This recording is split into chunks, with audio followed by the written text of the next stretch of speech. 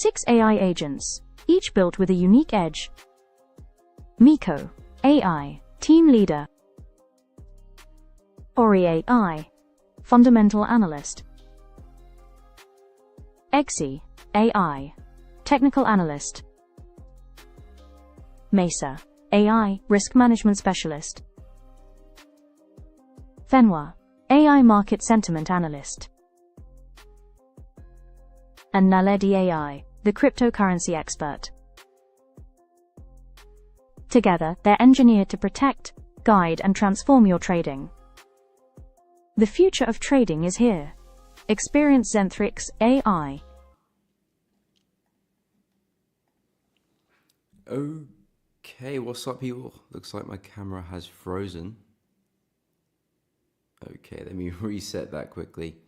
Bear with me, ladies and gents. You can listen to some music.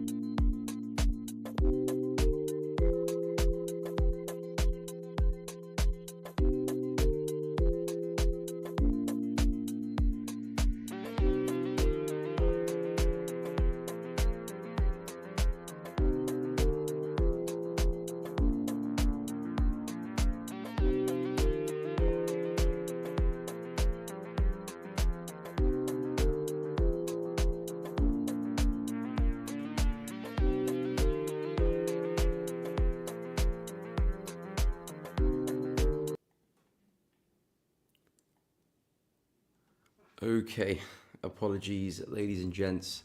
I think my camera is not charged, so it might black out again. But I managed to reconnect it and you can see me. But guys, hope everyone is doing well and hope everyone had a good weekend and is ready for the week ahead.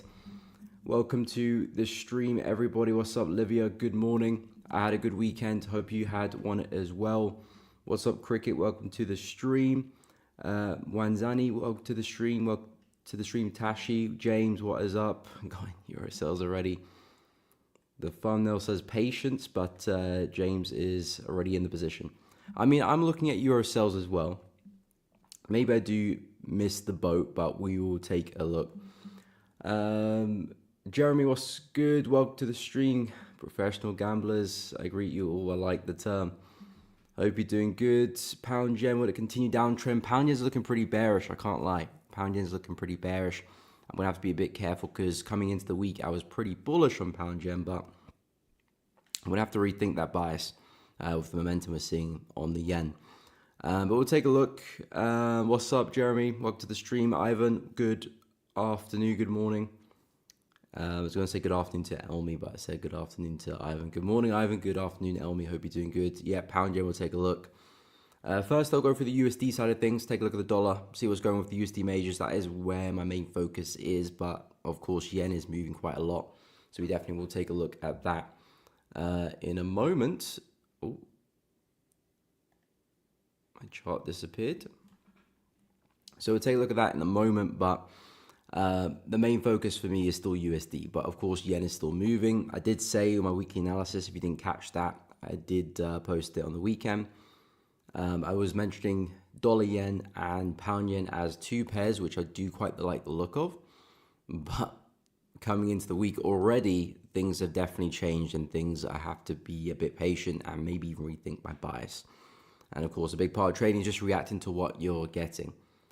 Okay, so we will take a look at the USD side of things first. Of course, drop any requests in the pair, in the comment section. Get my words mixed up today. Drop any requests you have on the comment section, and we'll take a look. Okay, I'm having some technical difficulties here. My screen keeps blanking out. Bear with me one moment, people. Having a nightmare this morning.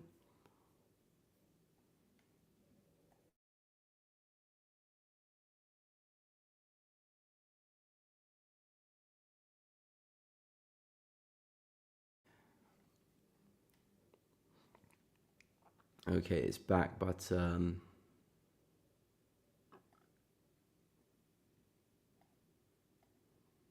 okay, bear with me, guys. I want to try something quickly because my screen is having some issues at the moment.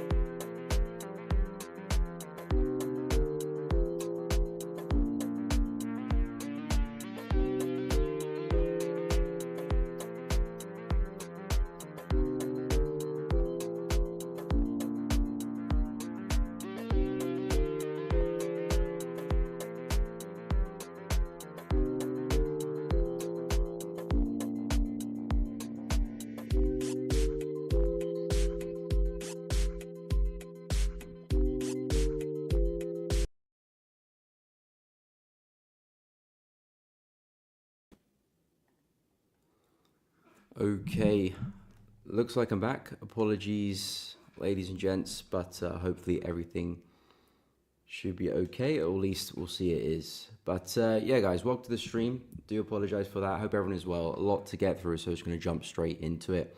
But good morning to everyone on the chat. What's up, Seas Integrated? What is up? Don, welcome to the stream. So we'll start with the DXY first. Let me make sure my mic is, yeah, mic's correct one. So we'll start with the dollar. So coming into the week, if you didn't catch the weekly analysis, I basically mentioned that after the bullish move we had on the, can't remember which news event was it GDP or, yeah, I can't remember which news event it was, but we had a really aggressive move to the upside, smashing into some resistance, and the plan this week basically is looking for the continuation of that. Now, I wasn't expecting to see price retrace so quickly. Early on in the week, you know, it's not even the New York session yet, but price is already back in the zone, which I highlighted on the weekend. I said this is my preferred area to look to buy dollar or maybe sell euro dollar, and we'll get into that in a moment. But that was my preferred area. I wasn't necessarily expecting us to get there so quickly, and I wasn't even too sure that price will get there at all. But we have managed to get there, so I'm going to keep a close eye intraday, probably more so like hourly chart for some longs. Now, I do want to see price make a move up, come back down, and then look for the buy. I'm not such a big fan of just buying straight away, even though we are trading at a nice zone, and I do think price is likely to bounce it. But I'm going to be a bit more cautious there. We've had a pretty steep retracement. This isn't necessarily how corrective I want to see my pullbacks. I want to see them a little bit slower and a bit more corrective. Those are the pullbacks which perform the best. And from my experience, are just a lot easier to trade. When it's a little bit steeper, sometimes it can be a little bit tricky. You know, is this a reversal? It could be.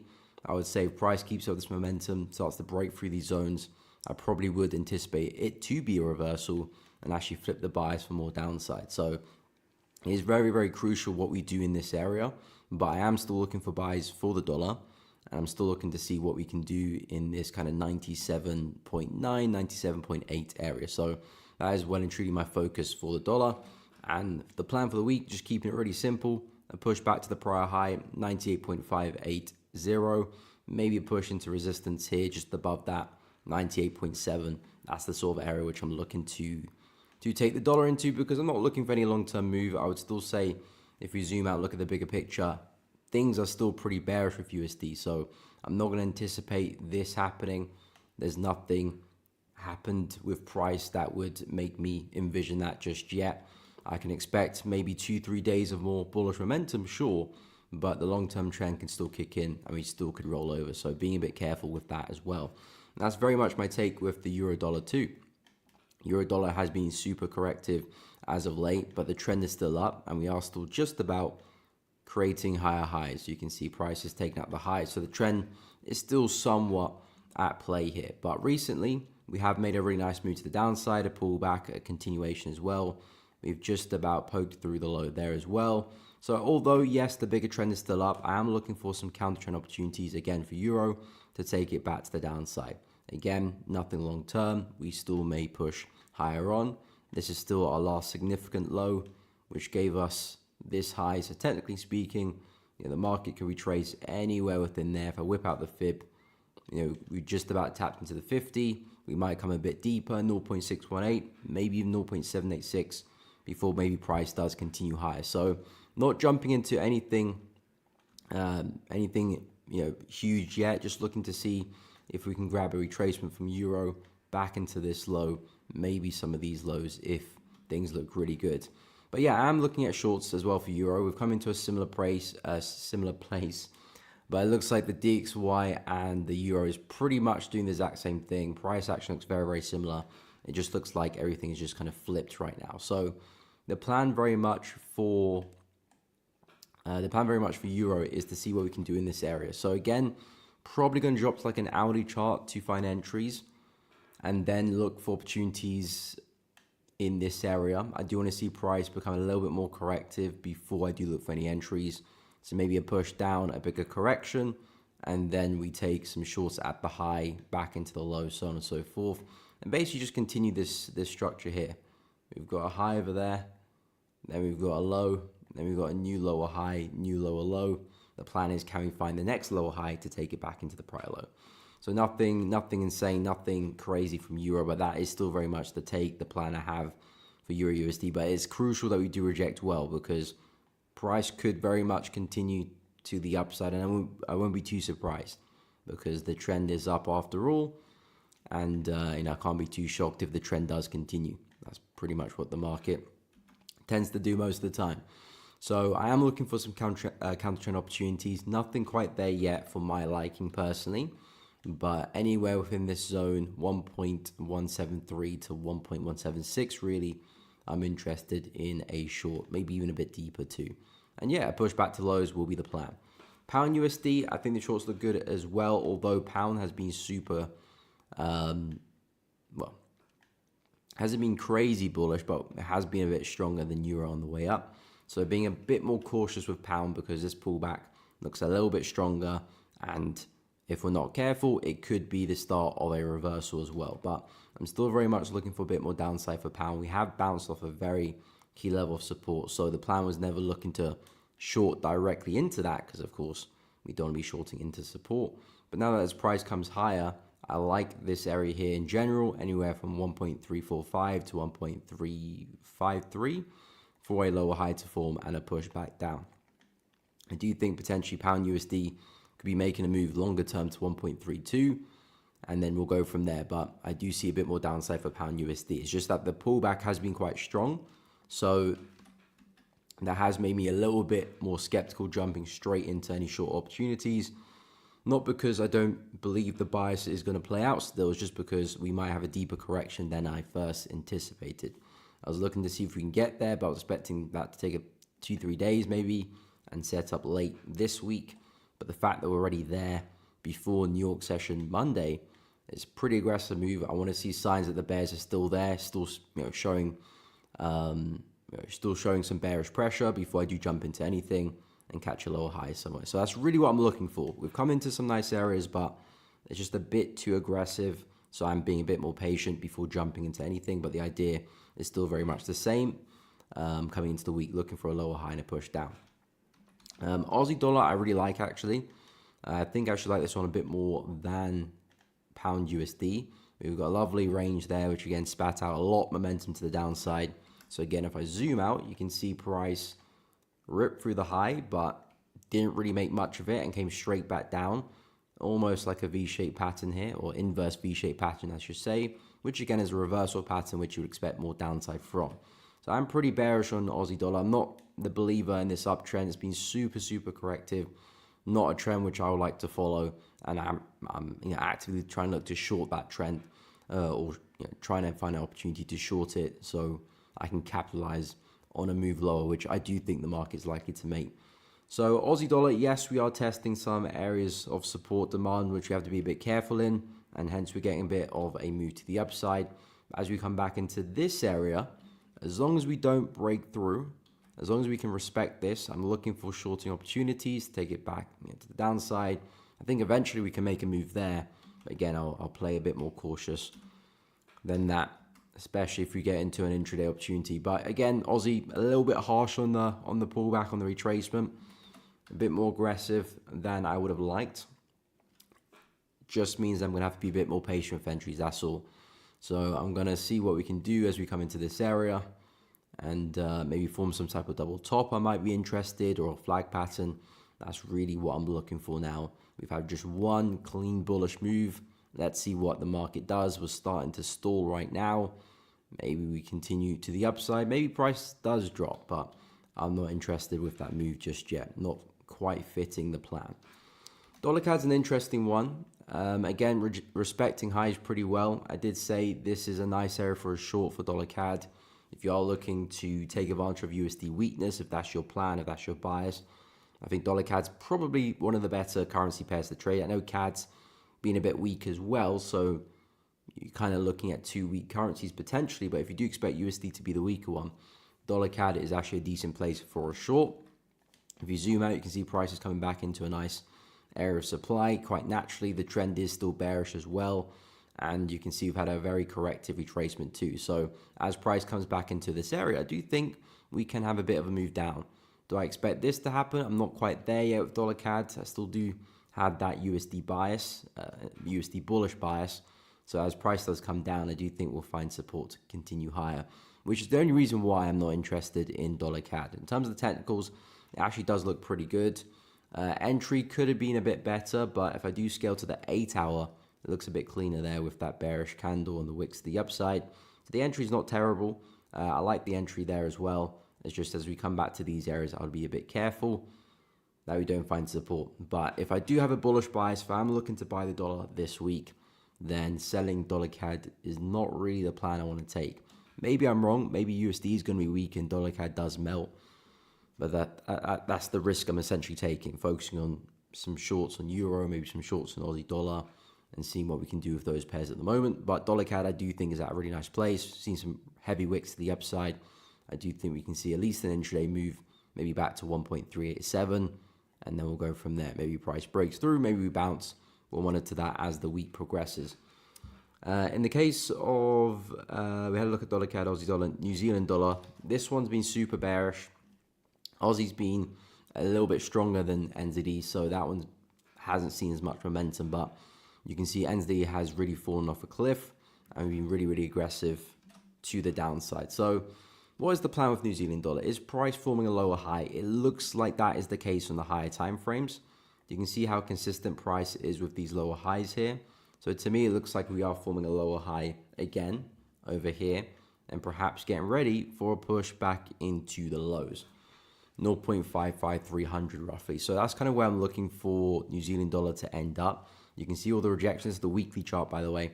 You can see all the rejection we've had at the highs here. It looks like price is just forming a lower one to now attack the lows again. So there could be some really nice shorts on the way down for the next few weeks. So NZD could be something to keep a close eye on. Dropping to the 4 hour chart, if we are going to have a short bias, well, how do we look to trade it? Well, the first thing is not looking to short at current price. You can see every time price does take out a low here, we do tend to correct higher. So we create a low, have a correction, create a new low, correction, create a new low, correction. What have we just done? Create another new low. You can probably bet on another correction. Maybe it might not be as big. We might not have a correction necessarily, but based on how price is moving, this is not the optimal place for a sell. If anything, if you're bullish, this is the optimal place for actually a buy. So I would wait for a deeper correction for USD before looking to short. Perhaps maybe a push back into this area, maybe tapping into the 0.5 a bit as well. That would be a more interesting, or at least a more appropriate place to find shorts for New Zealand dollar and take advantage of that continuous bearish trend. But I am leaning to the bearish side of things, seeing what's happening on the higher time frames. It does look like this is forming a major lower high on the weekly chart, and that could insinuate a trend back to 0.553, which could give us, excuse me, which could give us a lot of opportunities to sell this pair over the next few weeks. So that's more or less my bias for the moment. I do think there could be some buys in the short term, but I'm very much looking at the bears winning that battle longer term. So I'm focusing on the shorts, especially as a swing bias. In terms of gold, gold's been super bullish. I did say some pullbacks could look nice for gold, but unfortunately didn't quite see that. Again, a lot of momentum early morning. I did point out price coming back to retest this area. Unfortunately, just missed it. I was mentioning on the 50-minute chart, we had a really nice bearish move. I was looking to see if price can find support, push up, push back down, take out the low, and then continue. Unfortunately, we just turned on a dime, really. We gapped to the upside and just haven't really looked back since then. So, yeah, gold's been super bullish, swept the highs, and now, yeah, we've gone past 3,800 as well. So next big target for gold would be 3,900. Of course, 4K is not too far away. Could we hit that by the end of the year? At this rate, I would not be surprised if we do. So again, same old with gold. Very, very bullish market. We're looking for retracements. I quite like this area here, just trading below. That's kind of our last major pullback. Rip to the upside. Perhaps a nice healthy pullback into this area could provide some nice buys, maybe later in the week. And then we take that back up to 38.50. maybe 3,900 if we're super bullish this week, but I think that's a bit of a stretch. 3,850, a bit more reasonable. So yeah, gold very bullish, creating new highs. No need to overcomplicate this one. Momentum is continuous. I was looking for shorts last week, but we did have some momentum come in. We had some lower highs come in, so it made sense in that regard. Now we're taking out highs again. Now we're continuing with the higher lows. We're still seeing momentum of the buyers. Yeah, everything is pointing back to the bullish side of things again, and I would only be looking to try and buy gold for now. And as for silver, silver is absolutely loving life right now, absolutely tearing to the upside, very close to all-time highs. If we zoom out, this is the prior all-time high dating back to 2011. You can see we're not too far away. We got 50, which is a huge psychological level for silver. I do think price is just gunning for that area. So basically just looking for pullbacks for silver. Haven't really seen many of them, or at least many of them to my liking. But yeah, just really bullish momentum right now. I like this area for a pullback. Will we get there? No idea. We're seeing a lot of momentum. I think if I drop right down to a 15-minute chart, I would suggest, this looks pretty good. You can see basically consolidation, a lot of momentum there, basically holding as support right now. I would suggest if we can get another run to the low, it actually could be a nice buy on the 5-minute even. And that might be a nice buy just to really refine that entry. And even a push back to the high here could still be a decent trade in itself. But the way I see it, everything's super bullish. If I was intraday, like the 5-minute, that's where my focus would be for an entry, retesting price structure, but also at the critical low of this pullback and anticipating a push back to highs. And then again, maybe higher as well. I do think 50 is going to be the next big target. You might want to leave a position to run for that as well. So that's really where I'm at with USD for now. Super bullish on the metals, just seeing more upsides, higher highs and higher lows. So no need to overcomplicate that for now. Just focus on buys, or if you're looking for a sell opportunity, you need to wait for things to shift. USD, I'm still leaning to a USD bullish bias, but keeping a close eye with the momentum we've seen this morning. Welcome, Bashi. What is up? Hope you're doing good. Appreciate it, man. If you guys are enjoying the stream, please be sure to drop a like, subscribe to the channel, hit the bell, all that good stuff. And of course, drop any recommendations or any trade ideas in the chat and we can discuss. I will go through pound yen. I haven't forgot. A bunch of people asking for that early in the stream. I'm interested in pound yen as well.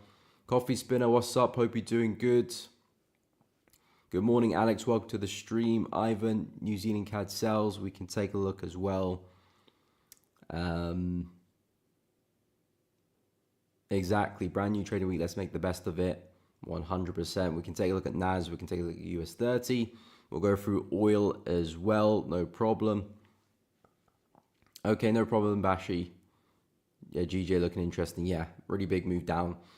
What's your bias with GJ, Bashi?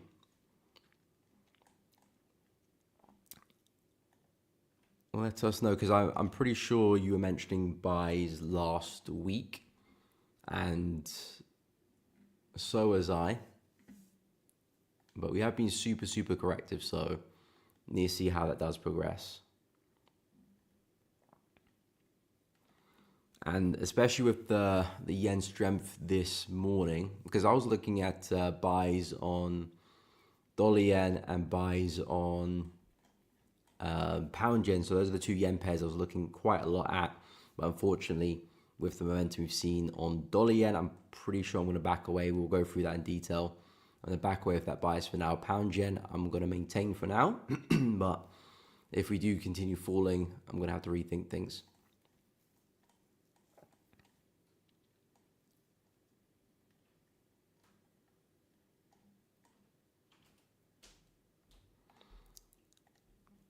Okay, before we do take a look at pound yen, I just want to quickly share the Perps platform and links to the competition. We are running a competition on the platform. It's still open for you to participate in. If you are interested, drop your email on the Google form. I just dropped a link in the chat to it. But this is the platform we've been working on. It will allow you to trade a lot of different cryptocurrencies.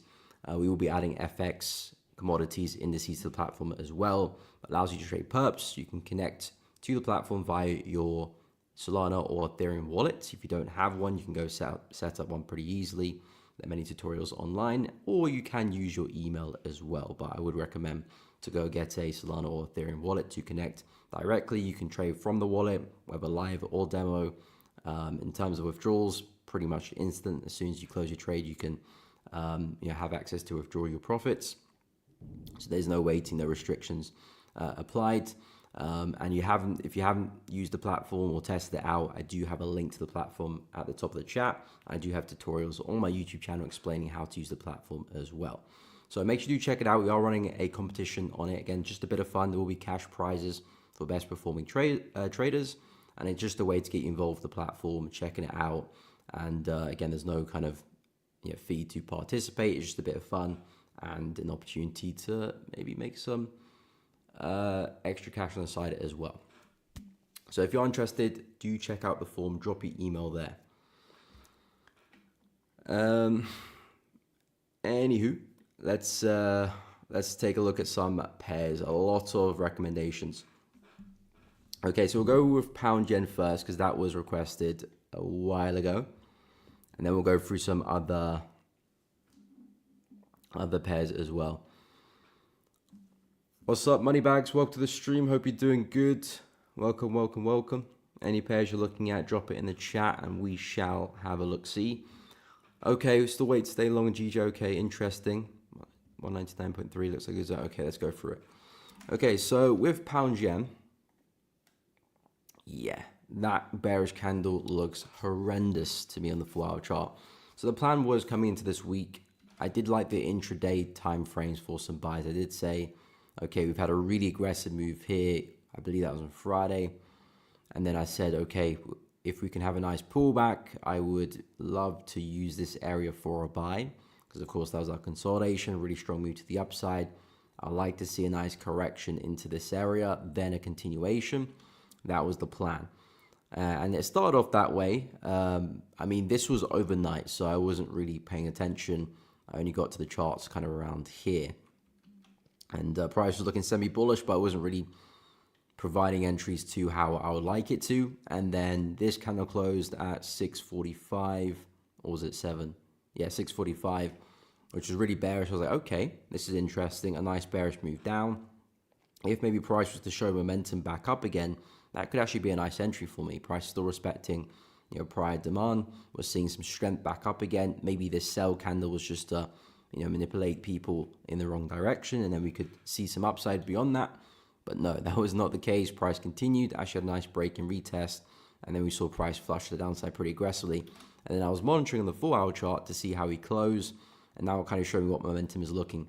And in all honesty, I've been really bullish on pound yen coming into the week, but just looking at this with fresh eyes, this looks like price is just having correction of this bearish leg, and I wouldn't be too surprised if we do continue lower to take out those lows there. Now, I'm not necessarily bearish on pound yen. I'm not really looking to sell it because I'm just looking at the market structure as a whole. This looks really chaotic to me. We do have an uptrend-ish at play, and the plan was to see if we can take it back to the prior high, but we're just running out of momentum, looking super corrective.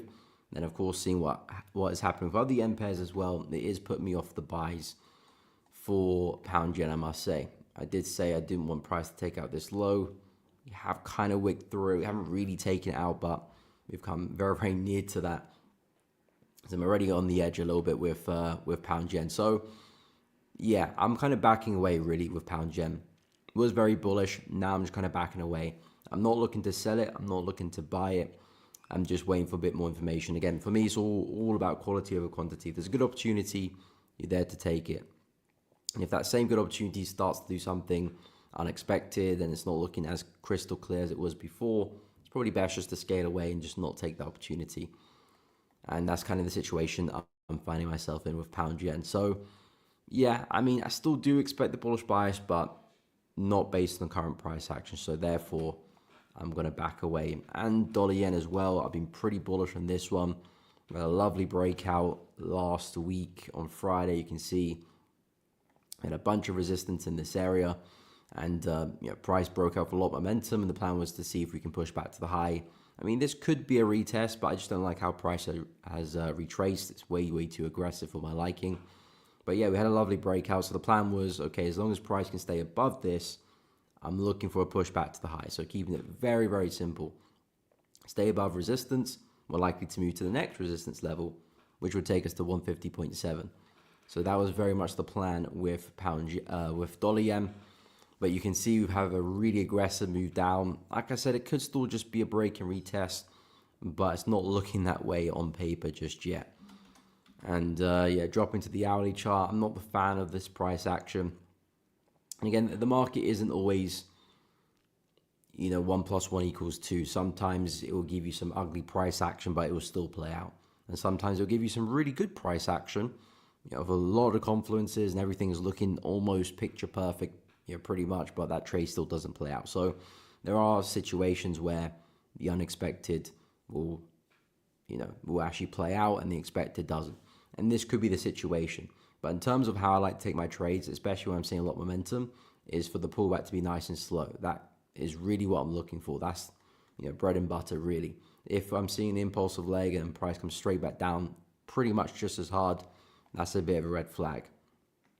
And yeah, I will be a bit cautious. And that's kind of what's happening with dollar yen. So really, I want to see what price does today and how we close, because this candle is still live. It still has 11 hours before it does close.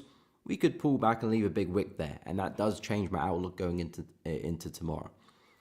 Or of course, we could continue falling and break below, which definitely means that this is a fake out. So I'm still going to keep an eye. We technically haven't broken underneath yet, so I'm not going to discard that bias, but I just don't like the pullback. So a lot needs to change. Maybe if we have a strong up move and a double bottom, maybe I might be interested in that, but we shall see. I'm just going to keep a close eye and monitor how we progress.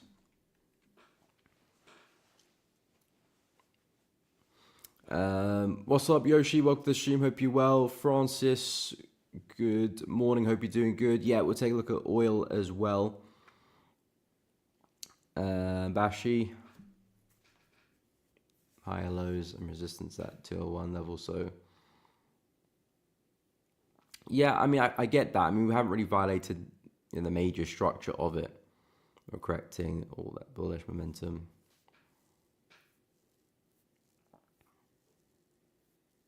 Okay.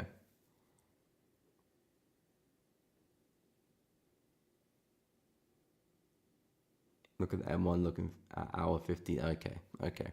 Yeah, I mean, fair enough. I mean, like I said, I just don't like the momentum, really. Again, I'm not necessarily trying to predict what price is going to do, because my instinct is still a push back to the high. I still do think 201 can be met. We haven't done necessarily anything that does dictate that price is going to sell off now. Just because we do have that one bearish candle doesn't mean we're going to dump, which is the main reason why I'm not looking to sell, because there is nothing really to sell there.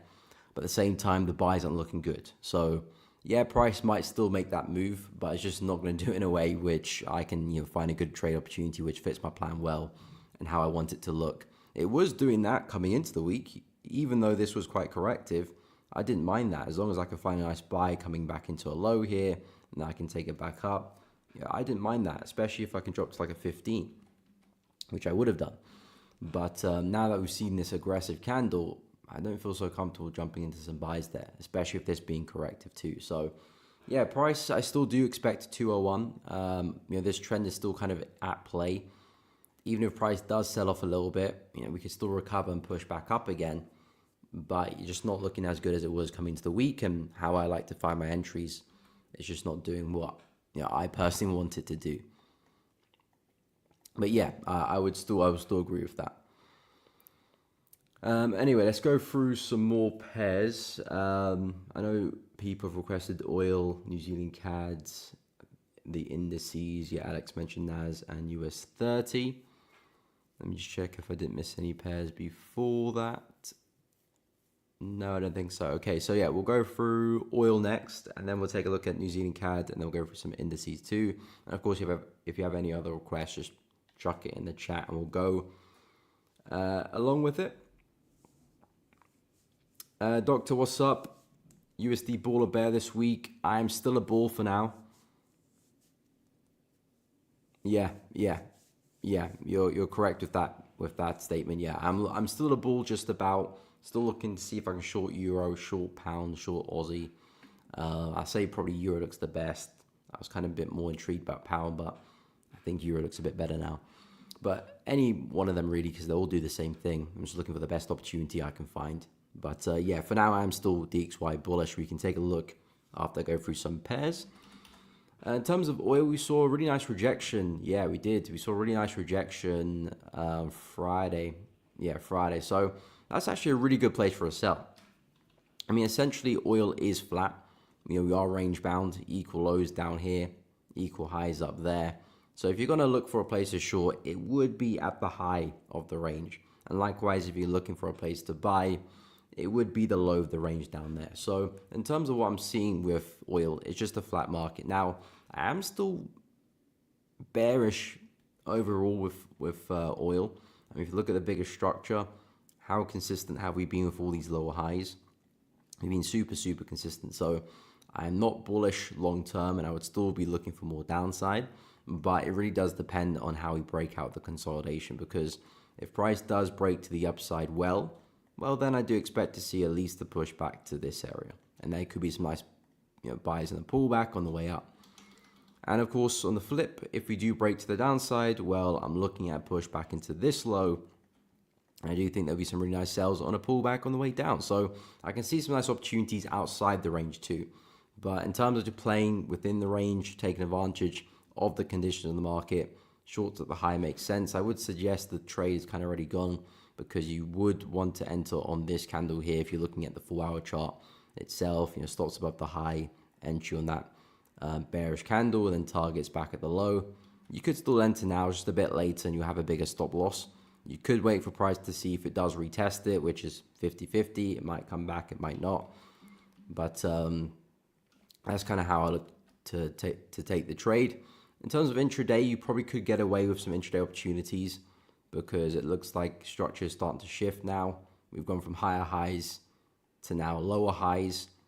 I would say if you can break structure, which looks like we're trying to do, as long as price doesn't break through this high again, you're essentially looking for a pullback, a lower high somewhere to short. So you could be looking at some intraday opportunities there as well, with oil taking advantage of the reaction of the high and counting on a pushback down near enough to the lows there. So I do think intraday looks good as well. From a swing perspective, 4 hours already provided a nice entry with some stops above the high. But if you do want to take advantage of something a bit more intraday, I do think oils can provide that as well. But for now, just ranging within the range, and we've rejected the high pretty well. So where do you expect price to go? Well, back to the low. So that so far is the plan with oil. I'll go through New Zealand CAD, and then we'll take a look at a couple of indices, and probably go for the DXY after as well. Who mentioned New Zealand CAD? Ivan, New Zealand CAD sells retesting 4-hour area of interest. Yeah, New Zealand CAD sells, I'm going to have to pass on that, just because of the conditions we're seeing. Yes, the market is bearish. Yes, we have seen a lot of momentum to the downside. And yes, we are creating lower lows and lower highs. I do think with how price is looking, I wouldn't be too surprised if we do make it back to this low, or even this low here as well. So I do think the bearish bias is the direction price is likely to continue in. But you can see every time price does sweep a low here, we tend to correct pretty hard afterwards. So I'm just going to map out the recent lows prices created, and you can see what's happened after prices taken them out. And we've just gone and done the exact same thing over here. We haven't really seen much upside yet, but we're in the same situation. So you can see price creates a low, takes it out, big recovery. That's the low, big recovery. Creates a new low, takes it out, big recovery. We've literally gone and taken out the same low as well. So this is not a prime place for me to short.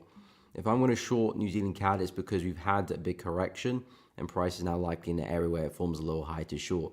Not only is it a better place, but your risk to reward is just 10 times better as well, because you do have some significant support just below you.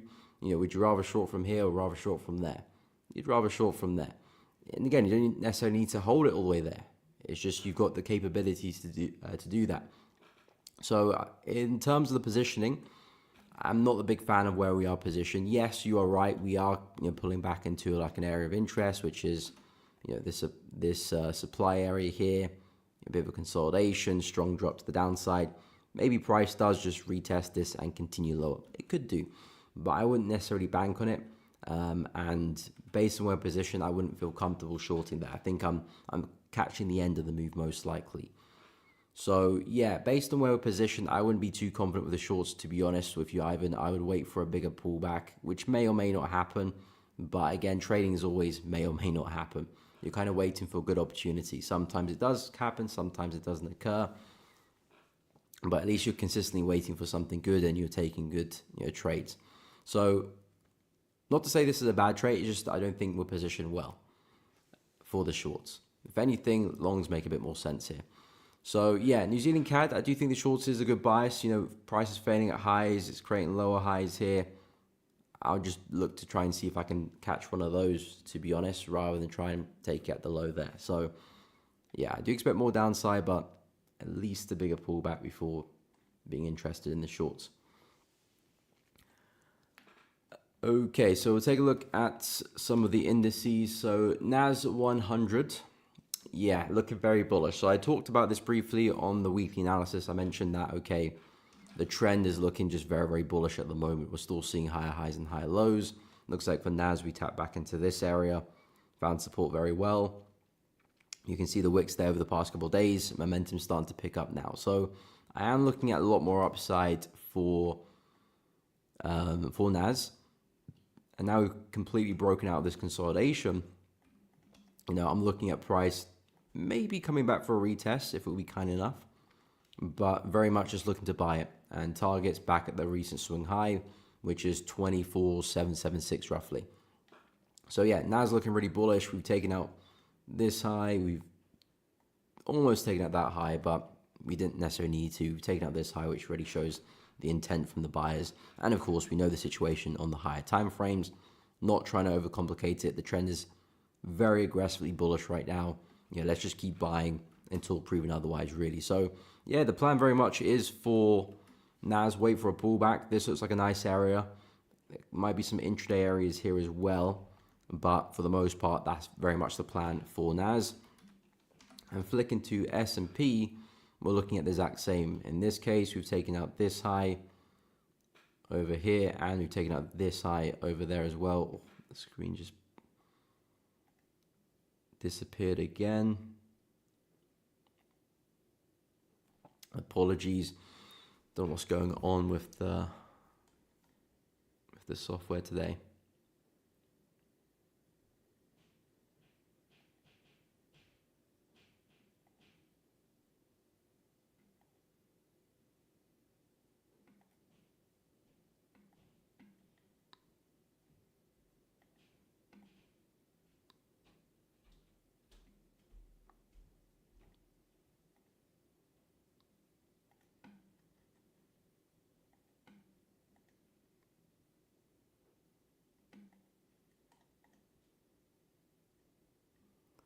Okay. I think we're back. Wait, one sec. Let me check something, guys. Bear with me.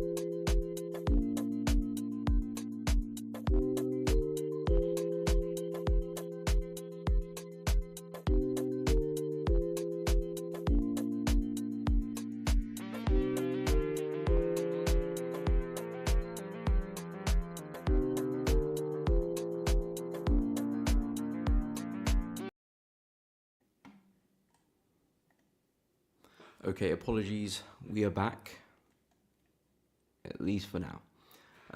Anyway, what was I saying? All right, take care, Bashi. Have a good one, my man. We'll see you in the next one. Yeah, so with the S&P as well, looking pretty bullish. Nas looking pretty bullish. I'm pretty sure US 30 is looking bullish as well. Basically the same analysis. I'd wait for push back into this area. Really aggressive bearish candle, then price recovered and saw a lot of momentum taking out structure. And of course, we've taken out some prior highs on the left here. So there's no need to overcomplicate what's going on with the S&P, what's going on with Nas. This is a very bullish market, respecting this area here too. I do think it's just a matter of time before we end up back at the highs, which is 66.96. Just looking for a decent pullback, which I would probably keep an eye maybe on like the hourly chart, 30-minute chart will make the most sense. And then, yeah, push back to the high from then onwards. So very, very bullish on the indices. I do think more upside is coming. If I quickly take a look at the DXY, as I said, I'm pretty bullish on the dollar, but I have to be cautious. We've sold off a little bit aggressively. Let's not forget that the higher time frame trend is still bearish as well. That could kick in at any point. The reason why I'm bullish is because I'm looking for the continuation of these two bullish candles. We had an up move after taking out this low, and now price is suddenly seeing a lot of strength. And I'm betting that this bullish move still has a bit more juice to the upside, and I do still expect that. However, I'm not looking for anything crazy. As soon as price comes back into resistance in and around this area, I think I will start to back away and be a bit more cautious with that bias. But we have pulled back into an area which I'm interested in, 97.9. So I'm actively looking for long opportunities in this area for the dollar, but maybe short for Aussie or short for Euro, and looking to take some buys. I'm just waiting patiently for a good entry because price, of course, has had a pretty aggressive move down. So I'm not the biggest fan of jumping straight in. I'm waiting for price to kind of find support, develop, and then maybe get the buy. So that's really where I'm at with Aussie and with DXY. But speaking of Aussie, one of the pairs that I'm looking to trade, and one of the signals we got this morning on the 4-hour chart, interestingly, is some shorts on Aussie, which is this opportunity here. Now, I have analyzed Aussie, and it is a pair which I've been already looking to sell anyway. But I did get another signal here. Well, this is actually on the hourly chart, but there was another one on the 4-hour as well, double top there as well. So I'm getting some signals for some shorts in Aussie, and I'm now looking for entries. And especially with the Zenfrix signals, they kind of give you ideas of specific prices of where price could top out, a stop loss, a target. But the way I trade is I look for entry patterns with candlestick patterns. So those are good prices to keep in mind, but at the end of the day, I still do want to see price give me a reaction, like a bearish engulfing, to actually then take the position. So it's good to have that as a confluence, but the main entry still hasn't formed yet. And I think I'll probably be looking to take it on the hourly as well, to be honest. Yeah, I think the hourly probably suits it better in terms of the distance we are trading with, and in terms of momentum as well. So hourly is going to be something I do consider. I wouldn't suggest we've quite hit this zone yet. If I kind of draw it to the pip, pretty much we're still a little bit of distance away. So I do anticipate still a bit more upside for Aussie. This is a pretty, I say aggressive, it's not really aggressive. It's not like we've had momentum like we saw with the bears there. It's just more aggressive than what I expected. But I do think if we see a bit more upside, there are opportunities for us to see some downside for Aussie dollar as well. And I'm going to keep a very close eye. So between this one and Euro are the two pairs which I'm going to keep a very close eye the next maybe 2-3 days, because we have already tested the area which I like the shorts from. Now it's just about finding entries to actually trade it. So 1.174, 1.175 is pretty much the area I'm interested in. Again, Euro already smacking its head into that level this morning. And their shorts are just too aggressive for me to get in just now. I'm not going to try and anticipate that being the high. I need a little bit more information. Then yeah, I do expect us to run back into lows and probably further than that as well. So actively looking for shorts for Euro, actively looking for shorts for Aussie. Pound, not so much. Not as big of a fan of pound as I was coming into the week. And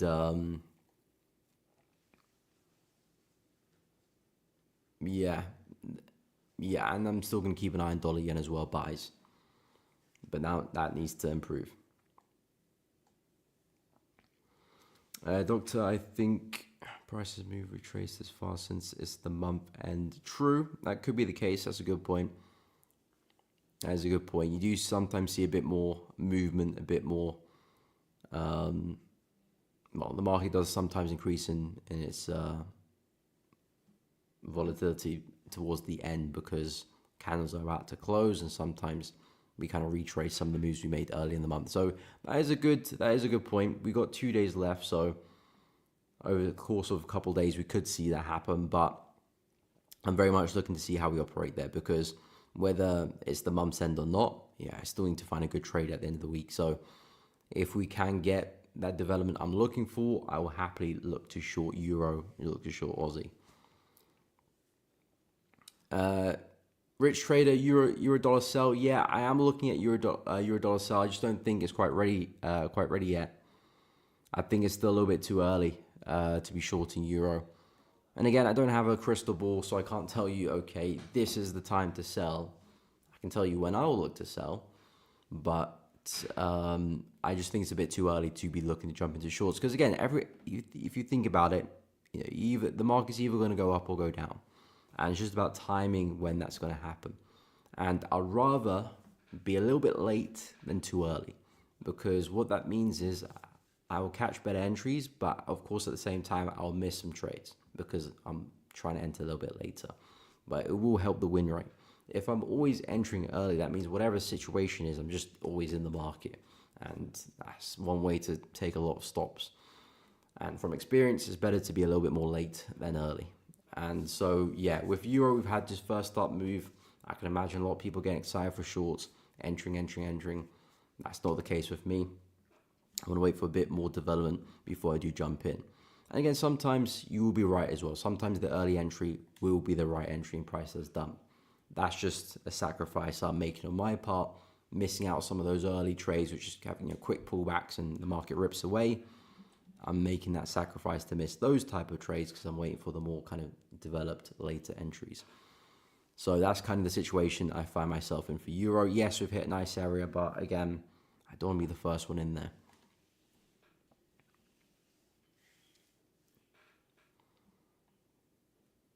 So yeah, I do have a sell bias, but not quite ready to be sold.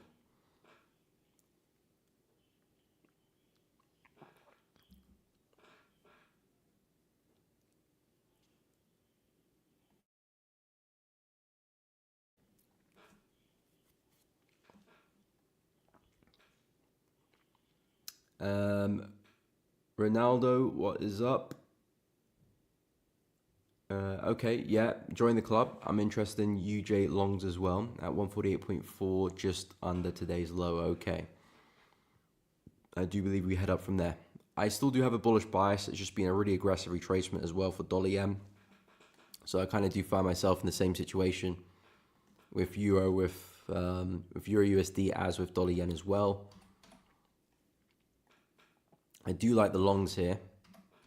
Just wasn't expecting us to sell off so aggressively, so I'm being a bit more patient with the buys. But generally speaking, this is the area which I was looking to long from. And we've kind of creeped below it slightly, so that's where it's a little bit awkward. Now, we have kind of closed below in the 4-hour chart, but daily's still young. We still do have like 10 hours and something minutes left before this candle does close. Maybe by the end of the day, we pull back and leave a big wick to the downside, then that does change my view on things. Or equally, we could still push low, and that will probably put me off the longs, to be honest. You said you're looking at longs from 148.4, which is there, which is more or less the retest of the high there, I suppose. Yeah, I'm not. I was really liking the longs coming into the week, but the way we retrace has put me off. It has put me off. So I'm just a little bit more on the sidelines here. I'm not looking to short the pair. I'm just being a bit more careful with the buys, and that's literally the theme with a lot of the USD pairs for now. I'm still bullish in USD and still looking to short euro, short Aussie, buy dollar yen, But yeah, just being a bit more cautious and a bit more patient. Because the way we retraced here is not how I want it to retrace, especially after the price takes out a major high. That's not what I want to see. I want to see corrective behavior, especially when we take out a high. Because when we do take out a high and see aggressive momentum, it's normally a sign of reversal rather than retracement. It's normally a sign of reversal rather than retracement. So because of that, I'm being a bit more patient. But yeah, I do have the same idea. It's just, yeah, the execution needs to really improve. The entry needs to really improve for me to get involved. And if that is the case, then yeah, I do expect to move back to the high. But what I could see happening is if this momentum does continue, is that this was just a bit of a fake move at the high. Let's move that out of the way. This was just a bit of a fake move at the high, and the market is starting to top out. What we could see happen is market comes back within the range, a bit of a pullback, and we see some shorts back into the low, and maybe price dumps from there. I can see that happening as well. So I'm just kind of being a little bit more flexible. But we'll see. Afonso, what do you think of Aussie CAD? Okay. Yeah, Aussie CAD's actually a pair I'm looking to trade as well. I'm actually quite bullish on Aussie CAD. I was hoping for a bit more downside this week, and I still am. We have started off a bit bullish, so I'm not too sure if I'll get the entry, at least for this week. But this was the area I was looking to try and buy Aussie CAD this week, because we had some rejection going into the weekend. I think we were trading around here. I was hoping we could just continue lower throughout the week and then maybe find some buys towards the end. Because all I'm looking to do is trying to find the continuation of this bullish move. Kind of looking at like a big bull flag. And that was the plan. It still is the plan. We can still very much make that move. But of course, not really trading at much of an area of use for me just yet. But Alfonso, you said you got a pending trade at 0.91504. 91504. Okay, looking to short the pair. 91338. Okay, maybe not. And take profit 092 up there. Okay, so looks like you're waiting for price to run the highs and then you're looking to bet on the continuation. Okay, I like the idea. I mean, I am bullish as well, so I'm looking at a similar move. I'm not a big fan of where it's positioned, just because we do have resistance supply right next to you right there. So you're basically counting on price breaking through that, which there's nothing wrong in that. I would take trades when I'm expecting price to break a level too.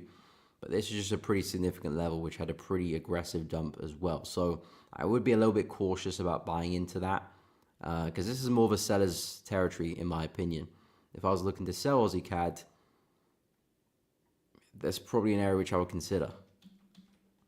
And it's probably an area which I would at least not look to try and buy into. So I'm not the biggest fan of that. If I was trying to buy Aussie CAD in this situation, I probably would put my entry more so where your stop loss is, and the stop loss underneath this area.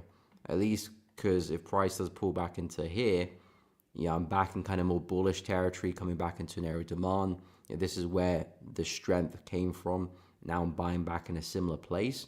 So at least I can be back in a bullish area.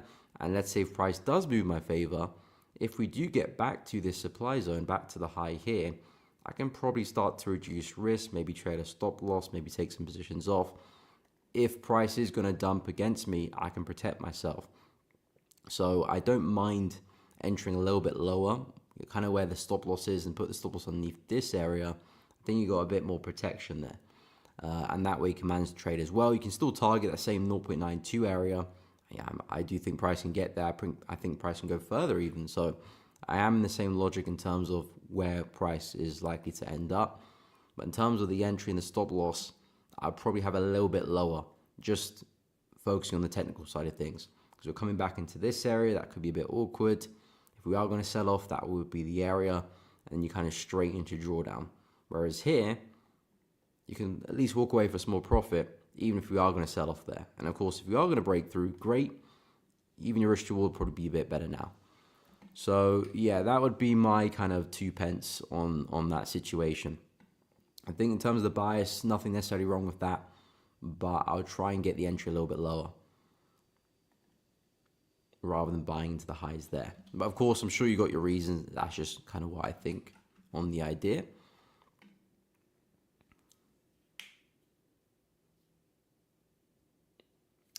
Season integrator, okay, all my early entries on the demo account, fair enough.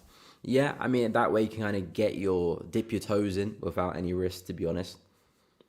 Because I still do have that USD bullish bias. Do you have a USD bullish bias as well, season integrated? But yeah, that way you can kind of dip your toes in without any risk. And then if things do improve and you see some good opportunities, then you can kind of slap that on the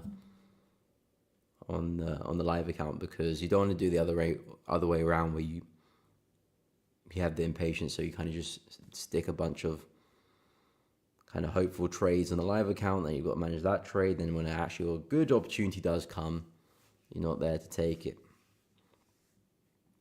What's up, Yusuf? Good morning. Hope you're doing well. Let me see what the sentiment is for Euro USD, because I can imagine after the move we've seen that retail traders might be having a bit more of a bullish bias on the US dollar. So a bit more short bias on Euro. So yeah, social media chat is showing increased and bearish bias with 65% negative mentions. So yeah, a lot of people are favoring more downside on Euro, as people are a bit more bullish now on USD. Okay, but the positioning is a bit more long. So okay, people were long, but they are looking to shift bearish. Okay, interesting. So yeah, I think with that, we could be seeing price turn around. But again, I just don't want to be the first person into the trade. So I want to let price kind of do its thing first and then look for a better opportunity shortly after. And if you do want to access the platform, by the way, guys, you just need 1 million of the token to access the platform, which is roughly $8, and you can get access to all those features. And link is in the description to that. But yeah, with that information, it does still make me pretty bullish on USD, just a bit more patient.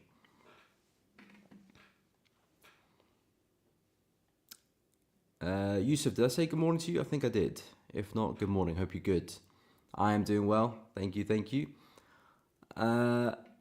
Manisha, hope I'm saying that correctly. I don't know what that means. GBP is GNG. I don't know what GNG means. Unless you're talking about selling pound. Am I bearish on pound?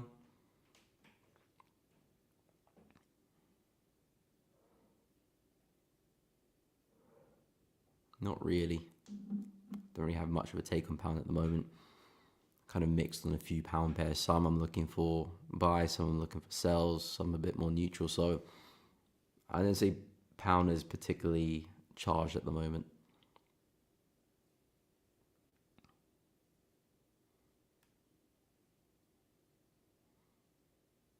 That could be true as well, Alfonso. That could be true as well. Waiting for things to settle. Not a bad shout. Not a bad shout at all. Yusuf, I'm actually looking for shorts on Aussie CAD. Okay. Yeah, I mean, again, where we're positioned, I think the shorts make sense. Are you looking for shorts? What time frame are you looking for shorts on Aussie CAD, Yusuf? Because if I drop to the 15-minute chart, yeah, this is a bearish area for Aussie CAD. We've got lower highs in the market. It gave us a really aggressive move down. This does look pretty corrective. If I'm going to short, it's going to be up there. And likewise, if you're going along, that would make a bit more sense as well. In all honesty, in terms of what I'm looking to do, I'm looking to buy, but down here. So I'm personally not too interested with this price action because it looks really hectic to me. This looks like the much cleaner opportunity. Number one, very clear, evident level, all can see. And number two, we've had a really clear kind of uptrend in play. You know, big impulsive leg, big consolidation, another big impulsive leg. So all I'm looking to do is trying to find the continuation of that. And a pull back down to that area would make a lot of sense. So in terms of what I'm looking for, it's pretty straightforward. Not so keen about price action in there, really. So yeah, that's really what I'm looking for. I'm looking for buys here. A bit more of a swing trade. That could take still another week to actually play out. Not even play out, to actually set up. Could still take another week for us to get there. Even if we do get there as well. So yeah, I mean, coming into this area, I would be looking at shorts as well, which is why I mentioned if you are looking to buy a little bit further down, because you'd be going straight into some bearish territory there. But yeah, what's the plan with the short bias on Aussie CAD?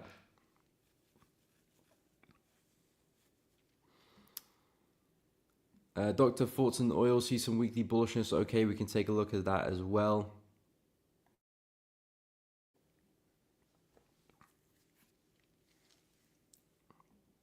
Okay, 98.2, 97.9, okay.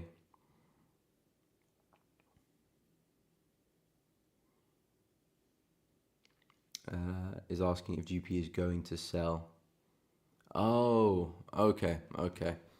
Thank you, CC Integrated. Do appreciate that, because I was scratching my head there for a second.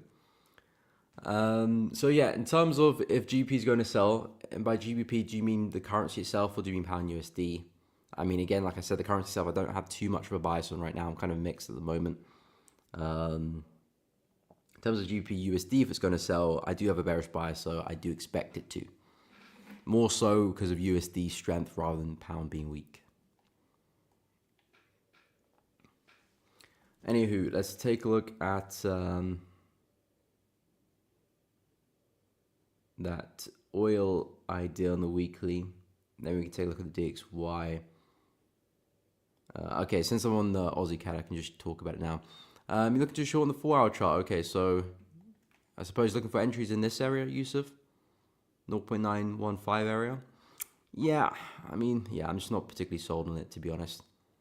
I'm not seeing any kind of clear bearish structure. Yes, momentum's coming in. And yes, we're coming back into supply. I mean, I'm looking to buy down here, so I would actually like to see a move there, to be honest. But I wouldn't, yeah, look to sell, because I just don't really have a pattern at play.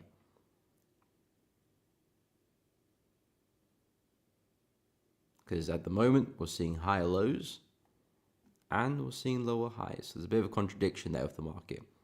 Is this trending up? Is this trending down? I don't know.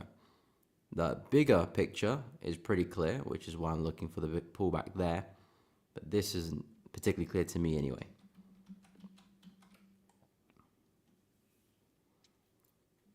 Okay, looking for the... Okay, that's really... Okay, makes sense. Makes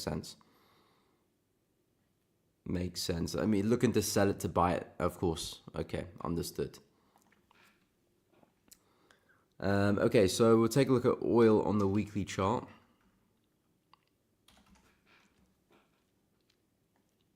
So oil is looking very interesting. You mentioned some buys on the weekly because of the bullish engulfing. Yeah, I'm not quite convinced. It's not necessarily at particularly any significant area. Just because we do see a bullish engulfing doesn't mean to race off to the buys just yet, especially if we're not trading it anywhere useful. And I would suggest oil's not really doing that either. So yeah, we are seeing some momentum there, but I wouldn't say there's much to take away from that bullish momentum. We're still trading within the range. Something more significant would be the breakout of the range of that resistance or that support level. That's a little bit more significant than just seeing the candle close like this, because we're still within the range. That's the one trap to keep an eye on, because if price is still in a range, but you see a lot of momentum to the high of the range, there's not a lot of use there. You need price to break it. Otherwise, it's actually a good place to sell. So don't get too trapped and sucked into candlestick patterns if we're just closing directly into resistance or closing directly into support. Because at the end of the day, we're still at support, we're still at resistance. We still need to break through it. Maybe the engulfing candle hints that we might break, but at the same time, let's actually wait for the breakout. Then the buys make a lot more sense. So in this case, because we just come into resistance and rejected really well, I wouldn't get too carried away with the buys just yet until we're trading well above this area. So yes, you are right. There is a bullish engulfing on the weekly chart, but I can't really take much information from that because this is still our main obstacle. We need to be trading above that. If not, we're coming straight back down, and the bullish candle doesn't really mean too much. So yeah, that's kind of my take on oil. Continuous range, as long as we stay within it, I think price is likely to bounce up and down.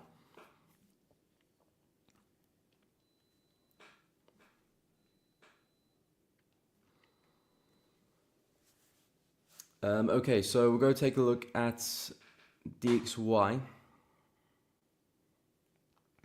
USD last week entry in 0.9% visuals. Confidence on the trend line. Okay, which trend line was that? I'll take a look after DXY. I haven't noticed the trend line on Aussie CAD. So yeah, this is my take on the DXY. Looking for some buys at this area for a push up. And CS, you said you're long from 97.9, which is around there, basically just above current price. Oh, your first entry was 98.2. Okay, around here. Was that last week? I'm guessing that was last Friday. So yeah, I'm looking at something similar. Same bias, just looking for entries. Not quite convinced yet, which is why I haven't pulled the trigger. But yeah, I am still very much looking for buys. I would suggest, as long as price doesn't take out this low, I'm pretty confident with the bullish bias. It's not like, okay, if price takes out this low, we can't see a move up. We could probably even pull back here and still see a move up. But if we do and we keep up the momentum, I'm going to be extra cautious, really. As long as we're above this demand zone, I'm still still at least quite confident in the bullish bias. And yeah, very much looking for the buy or the sell on euro or something like that. So far, so good. We'll see how price does develop throughout the week. At the moment, I think it's a little bit too early for me to jump into anything. I can see we're quite clearly slowing down, so that's a good sign. But yeah, just not quite doing it for me.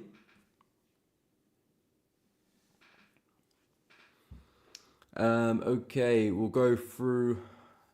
I'll take a look at Aussie CAD with that confluence in the trend line. I didn't see a trend line, so I'm interested. Okay, yeah, last Friday makes sense.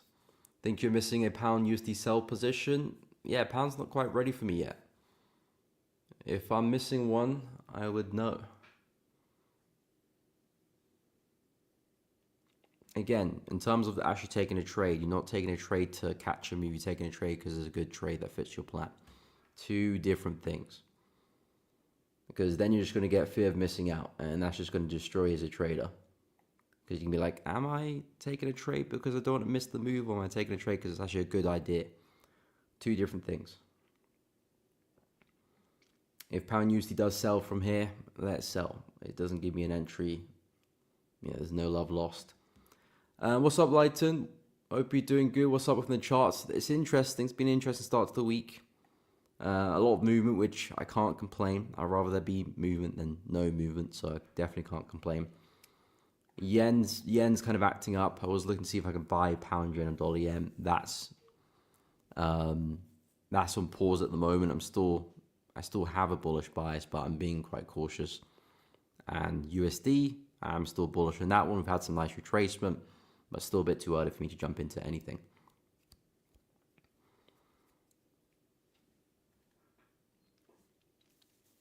And Nofando, what is up? Good morning. Lighton, pound CAD, euro Aussie, euro pound, okay. Don't forget me. Okay, I won't forget you, Lighton. Pound CAD, euro Aussie, euro pound. We'll take a look. I'll just go through Aussie CAD first, and then we'll take a look at those pairs. Of course, Lighton. But I hope you're doing good. Ready for the week ahead. Okay, so let's quickly look at Aussie CAD. Yusuf mentioned a trend line. Okay, so I think maybe you mentioned this trend line here. Yeah, I mean, you're not wrong. It is a trend line. Not the most convincing one of them that I've ever seen, but it does check out. It does fit the criteria. But again, that's the funny thing with trading. You know, you can find patterns everywhere. Some will be very, very good examples of that pattern, and some will be, you know, not quite worth the while. And it's about kind of sieving through them and picking and choosing which opportunities you're going to take. But yeah, you're not wrong. There are lower highs there. There is a bit of a trend line there. But yeah, as I said, I'm just not quite convinced that they really have clear bearish structure. I'm seeing a clear contradiction in terms of the higher lows and the lower highs price is making. So which is the overriding factor? I'm not too sure. I mean, I do have a hunch that price probably will push down. And I'm looking buys here, but I'm not trading off hunches. I want to trade good opportunities, which, you know, look good to me. Not just because I want to, you know, not just because I expect price to go down. So because of that, that's why I'm not really interested. But of course, you know, trading is a very personal thing. Something might not look good to me. It might look good to someone else, and they take a trade and make some money, and I stay away. So yeah, that's the case as well. I can only give you my opinion. But yeah, in terms of the buys here, I really like, and as you mentioned as well, you like as well. So I'm keeping a close eye on that. That might take a week to develop. So yeah, don't need to necessarily talk too much about it. But yeah, simply just the breaking we test looks really good. In terms of some of the pairs Lighton mentioned, so we'll take a look at pound CAD first. Pound CAD's been hella awkward. I'm not too sure what price is doing, to be honest. So could keep analysis here pretty short and sweet. There are still just about higher lows being printed, so it looks like the trend as a whole is still continuing, but we do have a big level of resistance above us. So do I want to buy the market? Well, maybe if I want to follow the trend. Is there a good buy at the moment? No, because we're approaching critical resistance. Do I want to sell the market? No, not really. I think maybe if you're looking for a quick short-term sell, you could probably find that. But because we are still pretty continuous with the higher lows, I wouldn't really recommend for a big sell, because chances are we find a higher low and keep pushing. So I'm not seeing much of an opportunity here for pound CAD. I actually wouldn't mind the buys if we do push back to this low here, because then we're back at support, and what we're anticipating is just another higher low forming. Maybe there's a bit of a trend line here connecting the dots slightly, so I wouldn't mind that as a buy. I'm still in line with the trend. I'm still buying in. I'm still following the trend. I'm still buying in terms of, you know, key support, trend line confidence too. It makes sense. I'm not buying directly into major resistance too. I can probably lock in some gains there. So I don't mind this as a buy. But truthfully, I'm not the biggest fan of pound CAD. It's very, very messy in terms of the chart. Very much argue that this is just the big range minus this kind of breakout here. And we're kind of waiting for price to make its mind up what it wants to do. But yeah, there is some consistency with the high low. So I do think another run back into support, you might find a bounce. But overall, we are very, very flat. Okay, so in terms of Euro Aussie, then we'll take a look at Euro Pound. Alfonso, you mentioned a silver trade as well. Okay, we can add that to the list.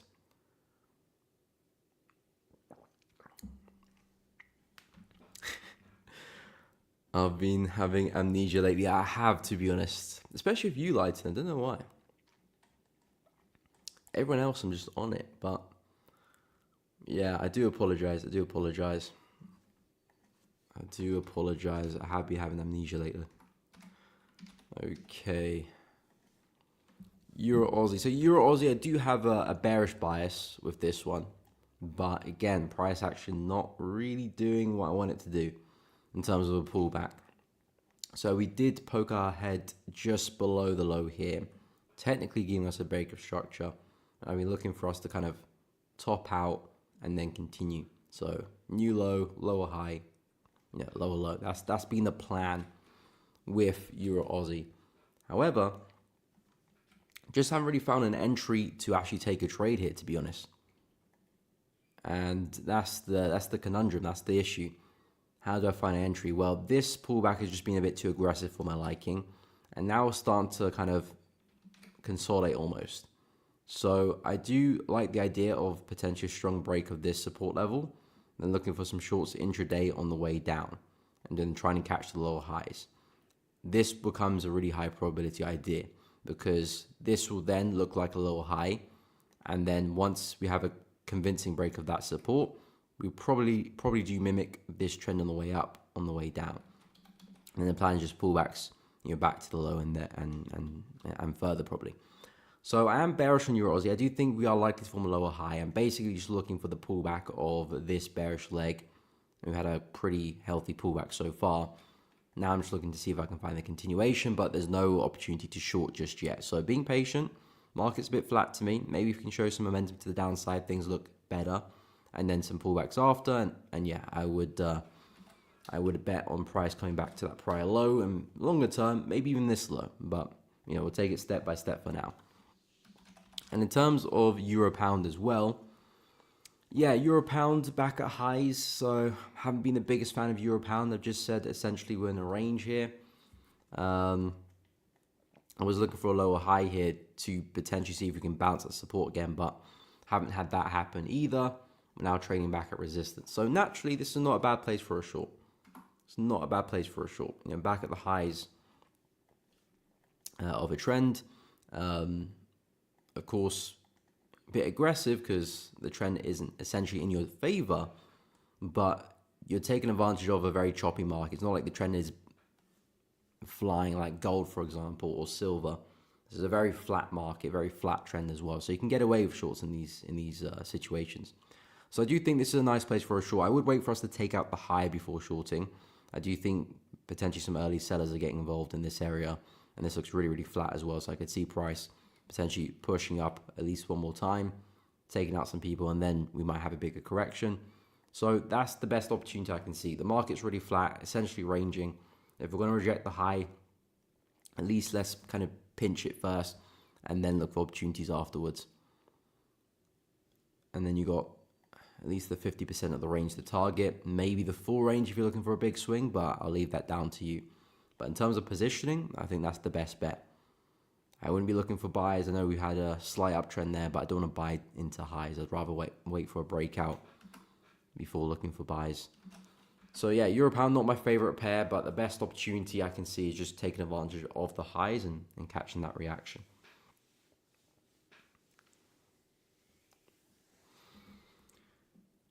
So yeah, that's really the plan with Euro Pound. Ronaldo,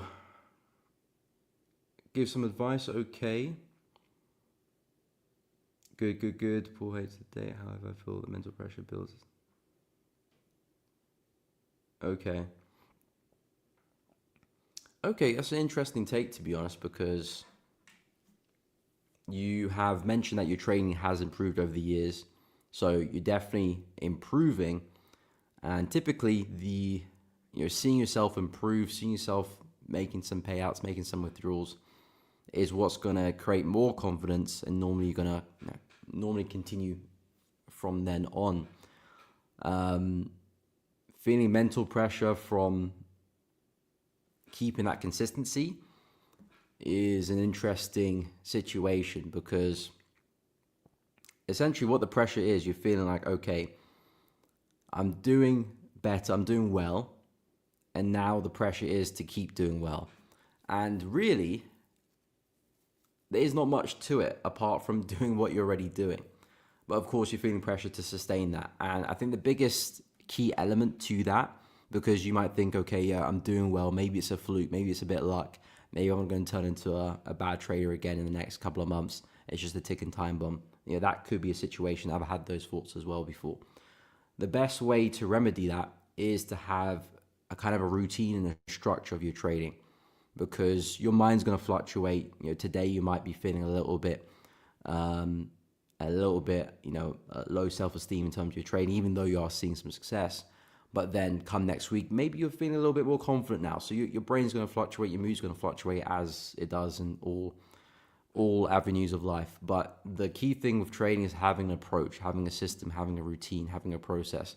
If you can map out your trading day, exactly how it starts to how it ends, as well as your journaling and recording everything you do, not even your trades, but how you feel and how you do approach the market that day, and whenever you do execute a trade, if you can have a process to that, then even when you do go through these emotional turbulence, you will still have that system which will keep you afloat, because you're going to go through this, and there's nothing really I can tell you that would just relieve all that pressure, because that's something wired into your brain, and everyone will experience some form of that throughout their trading journey. So the biggest advice I can have to you is have that system and then stick to it, because that will be your guiding compass. It's like going to the gym, for example. Sometimes you don't feel like going to the gym, but if you just have that routine, okay, every Thursday go to the gym at this time, and you just keep doing that, eventually you're still going to get the results, even if you're not feeling up to it. So there's not much I can tell you to relieve that pressure, but I can definitely say focus on a system. Keep that as your focus, not necessarily the payouts, because payouts is just a symptom of your actions. You're not essentially working to get the payouts, you're working to trade well. Payouts are just a like I said, a symptom of your actions. So focus on the process, keep your attention there. Payouts will come regardless, and that should help some of the pressure as well, because that should help build your confidence a bit more. But interesting take. Hopefully that helps, and keep me updated as well. I'm interested. Dr. Pound USD, not FOMO, bro. Price and supply. Well, it is FOMO, doctor, because again, I only take trades when I get my criteria met. If I do anything outside of that, it is FOMO. Just because you think there's a trade doesn't mean I think there's a trade. We don't trade identical systems, and even if we did, we would have different interpretations of that as well. So it would be FOMO for me, not necessarily for you, of course. If you find a trade and you take it and it fits your plan, doesn't mean I should take it too. We're not in the same situation. But I understand what you mean. And we can take a look at Pound USD. Have a look at your pairs light and a have. We can take a look at Pound USD. Price could very much hit this level and absolutely fall over. And you could be absolutely bang on about that. But how I trade is I don't like getting to the first move. Price had a pretty considerable reaction off this low. Yes, it's come into a nice area. And yes, I actually mentioned this area coming into the week as an area where price can form a lower high and price can continue lower. And it is an area which I am looking to short from. But I don't like the way price got there. I don't like how price is moving right now. So in terms of how I trade and how I take my positions, I want price to kind of maybe consolidate a little bit, maybe have a push down, come back up a little bit. And that's something that would tempt me. That's something like this would tempt me for a trade, not what I'm seeing right now. Maybe price does dump, but it's not my trade to take. Maybe it's yours. So yeah, in terms of FOMO, what I mean by that is I have a plan, and if I don't stick to that plan, anything outside that is me being FOMO. And just because it's within your plan doesn't mean it's within mine. So that's what I meant by that. But Pound USD isn't quite ready yet for me in terms of how I trade and how I find my entry. So I'm still waiting for that to develop. Same thing for Euro, same thing for Aussie, and pretty much any other USD pair I'm looking at, and dollar yen too. I do have the same bias, and I kind of do expect the same thing as well. But essentially, we've got a ranging market here. We've had a really strong reaction from the low. I want price to show me that we're tired first before I do jump into anything. Otherwise, I wouldn't be too surprised if pound does actually rocket back to resistance here. We've had a strong reaction from the low there. A push back to that level is not unreasonable. So I'm being a bit more cautious with pound before jumping to a trade. And according to my rule book, there is nothing quite there yet either.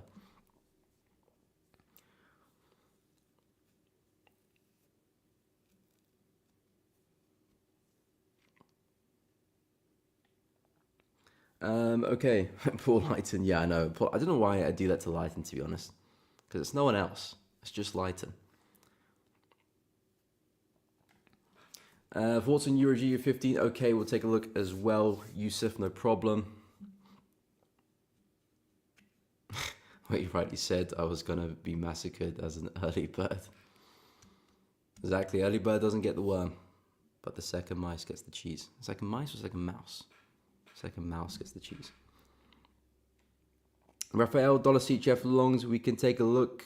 Ronaldo, no problem. Happy to help. Let me know how it goes. Doctor, fair enough. Yeah, that's just my take, man. But of course, if pound USD drops, I will congratulate you on the analysis. Okay, so we'll take a look at euro dollar on the 15. If I have missed the pair, let me know. I feel like I might have done that now. Now that I have analyzed Lightens, I feel like I've now missed someone else's. So if that's the situation you find yourself in, just drop the pair in the chat again. I'll take a look. But yeah, in terms of euro on the 15, I'm already on euro, aren't I? Euro on the 15. So yeah, I originally actually was looking to see if I could short euro on the 15, but I feel like this is a trade more so for like an hourly chart. The 15 is a little bit too intricate for me now.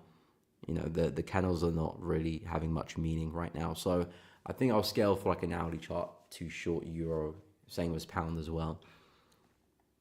But on the 15, I would say things are actually pretty bullish in terms of the move we've seen over the past 24 hours or so. Ever since we kind of formed the low on Thursday there, we've been pretty bullish since then. So I actually don't mind the buys here. I mean, it's not a great opportunity, to be honest, because it's not like the trend has been aggressive or we've seen some really healthy momentum. It is very grindy. So personally, I wouldn't really look to buy. But equally, I wouldn't look to sell either.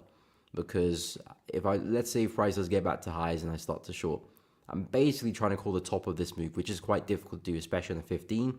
Price could just pinch my stop loss very easily and continue higher. So I don't really have the capabilities to try and short this on the 15 and try and call a top. I think that's quite aggressive. I'd rather wait for the 15 to actually turn around, and then I look for a pullback somewhere down here on the way back to the low.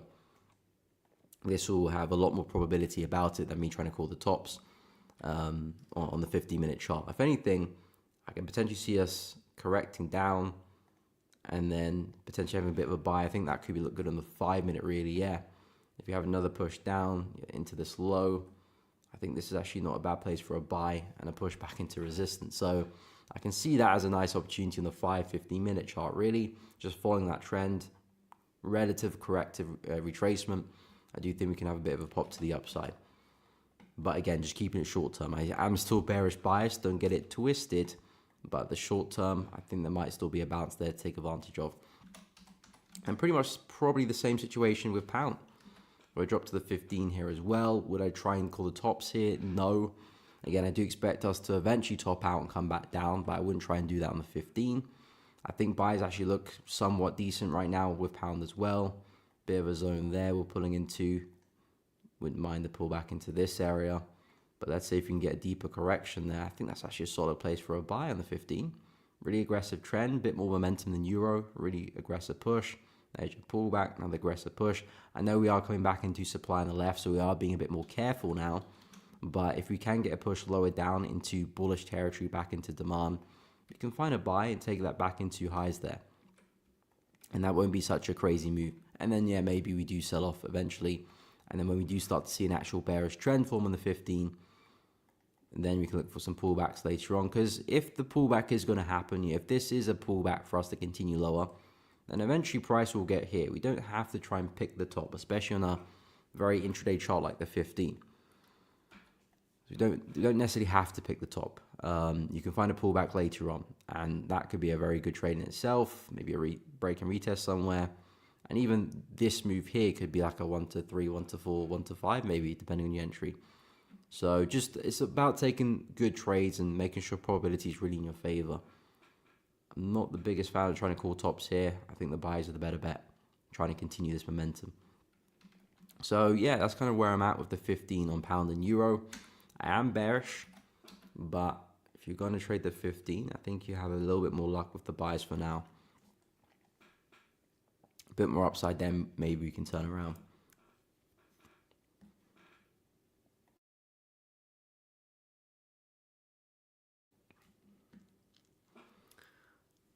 Okay, Rafael, yes, dollar CHF longs, we shall take a look. At current price, okay. Andre, pound USD pullback, yeah, I do think pound USD is having a pullback to continue lower. I'm just keeping a close eye out for some entries. Not quite there yet for me, but as I said on the weekend, anywhere within here, I do think is a nice place to short pound. Anywhere between 1.343 to 1.353. As long as we don't take up this high here, I do think price can pretty much anywhere in here form a lower high and continue lower. And that's what the plan is for the week for myself. Looking to short pound anywhere in here. Of course, we've already had a pretty sharp retracement and we're trading at those prices already. But yeah, I'm not quite convinced to get in just yet. Maybe we do drop, but it's not quite looking good for me just yet. So I'm waiting for a bit more development in this area. Then yeah, the plan will be to short it. And at least for this week anyway, a push back into the prior low. Maybe this low, I don't see that happening at least this week, but that could be the longer term target to work towards. But yeah, I do think pound's having to pull back for some more downside.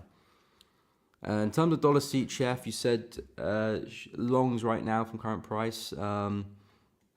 Okay, dollar CHF, I like what I see. Just about pinched into this area here. How are we looking intraday? I like it. I like dollar CHF a lot more actually, because it's a bit more corrective on the way down. You know, if you compare this to dollar yen, look at dollar yen, way more aggressive. I mean, again, I'm still bullish on the pair, but I have to be a bit more cautious about the buys. Dollar CHF, a bit more corrective, so I like what I'm seeing. Momentum's starting to pick up as well. Okay, let's have a look. Yeah, I do like the buys. I do like buys for dollar CHF. Would I buy it now? I mean, the area is not bad, especially if we get stop loss down here. It doesn't really fit how I trade and how I look to find my entries. I think this is now the time where a lot of people are going to be sucking into buys, which in respect is actually not a bad place for it at all. I personally would be looking for something like this before jumping on, but in this scenario, I'm not too sure we do get that second move. So I do think the buys now actually do make quite a lot of sense actually. It's not a pair that I was looking coming into the week, but it actually does look pretty good. I like the retracement. I like the area we're bouncing on. I like the way we're forming the candlesticks here as well. I like how we're about to close in the 2-hour chart. We had a bit of a spike to the downside with that wick there, taking out some lows, and now we're seeing some upside. I don't mind it really. It doesn't fit the plan how I look to find my entries, but I actually think it does look good. So if it does fit yours, I don't mind that as a trade really, and push back to highs. Of course, the market is still bearish as a whole, and I did say last week that I would start to be a bit more careful with dollar CHF as soon as we get back to here, because I could still see price forming a lower high and coming back down. I don't think something like that is too unreasonable or unexpected really. The market is bearish, so we very much could tap into that and start to sell off. So as soon as we get back to this kind of territory or even the high, I would keep an eye on that position. But yeah, I do think we're having a pullback to continue, and we're testing a pretty significant area at the moment. So I don't mind the buys there. I don't mind the buys at all actually for dollar CHF. Doesn't fit how I look to take my entries, but it does look good. On the 4-hour chart, on the 4-hour, then of course I would wait for the candle to close, which is still 2 hours and 5 minutes time. So you still got 2 hours to wait. I wouldn't take a trade on an open candle because open candles are deceiving. So if you're looking for the 4-hour chart, I'd wait simply for that to close. And if you can close like a bullish engulfing, that's good. Personally, I wouldn't wait for the 4-hour. I'll take it on the 2-hour. Because the 4-hour could continue and then it could skew your risk to reward. So 2-hour looks a little bit better. It really looks like a good entry. And that way, I don't have to potentially wait for my, entry to form on the 4-hour, which might mean the entry worsens in terms of the risk to reward. But even this is not amazing. We're looking at like a 1 to 1.3 push to that zone there. Yeah, more or less a 1 to 2. So I personally wouldn't wait for the 4-hour. But if you are, yeah, wait for it to close.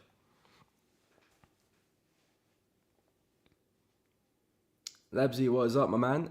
Yes, we can take a look at Aussie Swiss for you. No problem, Lighton. Happy to help. Omar Gold. Okay, we can take a look as well. So Aussie CHF. So yeah, not a big fan of this one. which I'm pretty sure is with most CHF pairs, and I'm not the biggest fan on the moment because they're a little bit choppy. But the way I see Aussie Swiss is that we've been ranging between these two levels, and now we're kind of ranging in these couple of areas. You can even refine that to there, to be honest. So the market's ranging in a range, so I'm not the biggest fan of Aussie CHF. I do think price is actually getting ready to form a bit of a bottom here. I do think we're going to start trending to the upside soon-ish, coming back to highs there. So I am longer term bullish, and I do think if you're just looking for a quick trade, this is not a bad place to pick up a long. I really like that wick over there. Really nice wick, piercing through the zone, then recovering. So it does look like we can make a move back to resistance, but then equally we could come straight back down again. It's difficult to predict a long swing or a trend or a move in these areas because resistance and support are doing really good jobs right now. Until we do break out, then yeah, I can be looking at a trend forming. We can talk about pullbacks a bit more and taking advantage of that trend in that situation. That's just not the circumstance we're in right now. So looking to buy low and sell high is essentially the plan. And if you do approach resistance again, reject well, maybe mimicking this, I would say keep an eye on some shorts and you can take it back into lows, and likewise with these two areas here as well. So I don't see Aussie CHF as brilliant conditions. If you're looking at mean reversion and you know, selling high and buying low, you can probably find some decent trades here, especially some scalps. But if you're looking for trending conditions, you're going to have to be patient with Aussie Swiss. And in terms of gold, so gold last time I looked was looking super bullish. Yeah, it looks like we're still pushing up, aren't we? Yeah, so I just mentioned with gold, you're looking for retracements.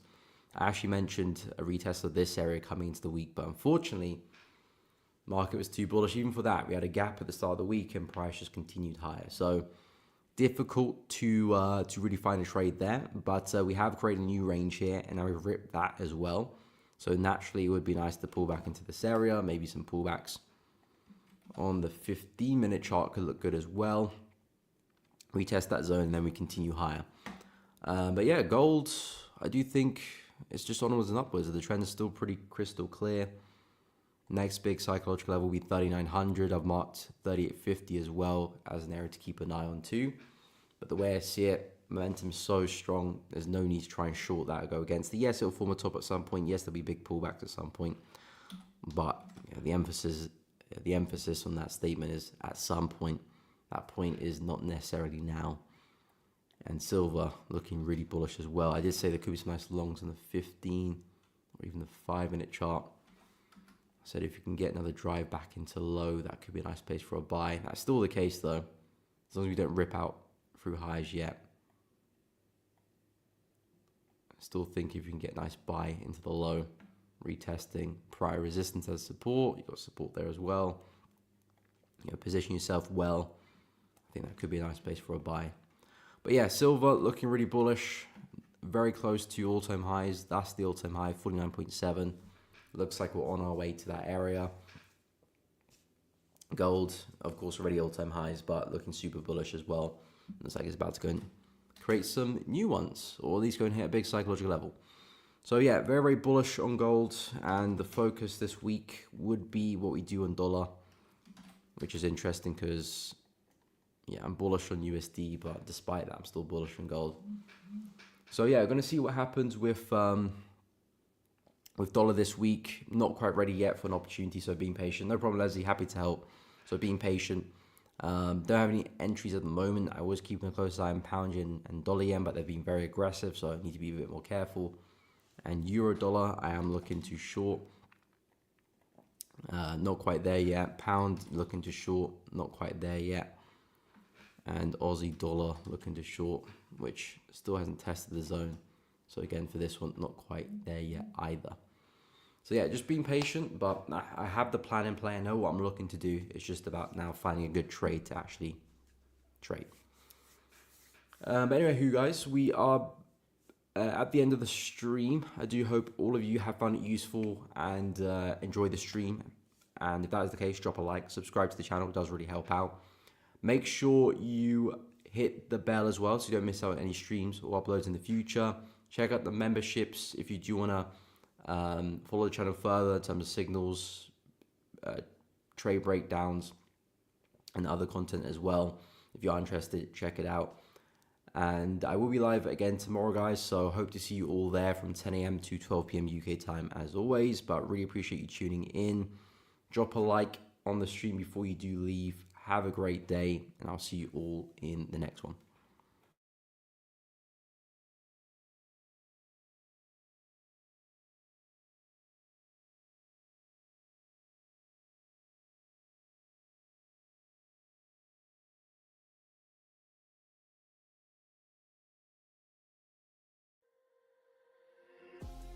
Six AI agents, each built with a unique edge. Miko, AI, Team Leader. Ori AI, Fundamental Analyst. XAU, AI, Technical Analyst.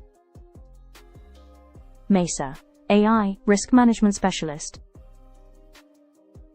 Fenwa, AI Market Sentiment Analyst. And Naledi AI, the cryptocurrency expert.